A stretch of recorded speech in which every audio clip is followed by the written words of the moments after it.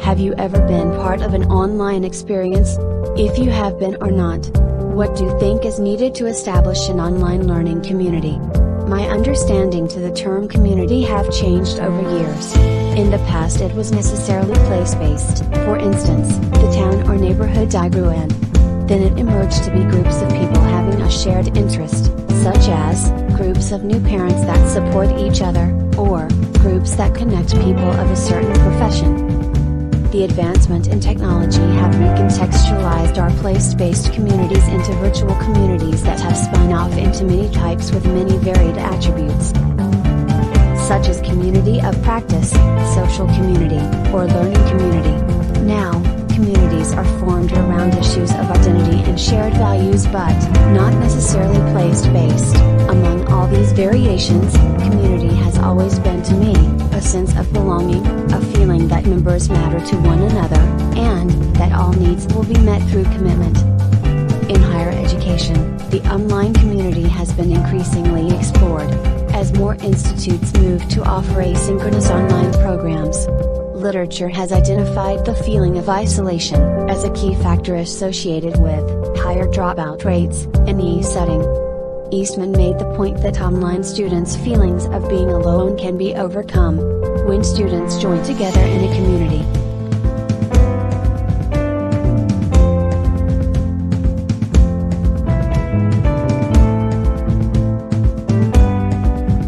To do that, the educator should provide opportunities of interactions that focus on promoting human relationships, best described by Pauloff and Pratt. To do that, the educator should provide opportunities of interactions that focus on humanization of the non-human environment. Additionally, they need to set the climate that facilitates sharing and participation. For example, setting rules, and guidelines for minimal participation. They also need to model behaviors conducive to building community such as responsiveness and respect, and as humanization of the non-human environment. Additionally, they need to set the climate that facilitates sharing and participation. For example, setting rules, and guidelines for minimal participation. They also need to model behaviors conducive to building community such as responsiveness and respect, and hence, the students will learn by observing and copying such behaviors. Last, educators must encourage, acknowledge and reinforcing student contributions. For instance, sending an email complimenting a student participation at a given week. Clearly, an online learning community cannot be created by one person. Although the crucial role of educator, the learners also have the responsibility to make the community happen.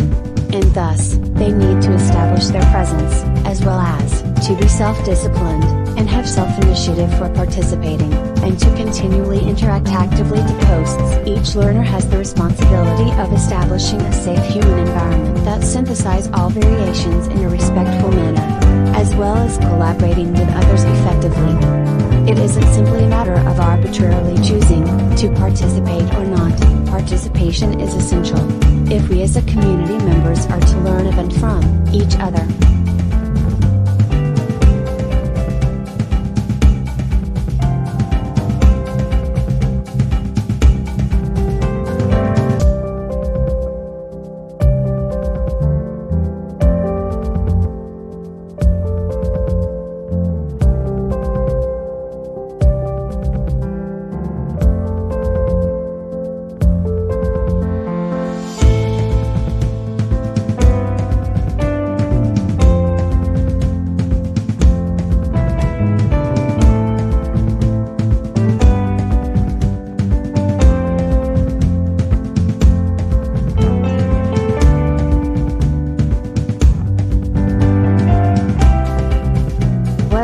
It is challenging to establish a sense of community in an online class. Yet, it can be achieved if educators and learners maintain their roles efficiently. We hear from researchers that educators need to pay attention to social presence when they design online programs. To do that, the educator should provide opportunities of interaction that focus on promoting human relationships, best described by Pauloff and Pratt as humanization of the non-human environment. Additionally, they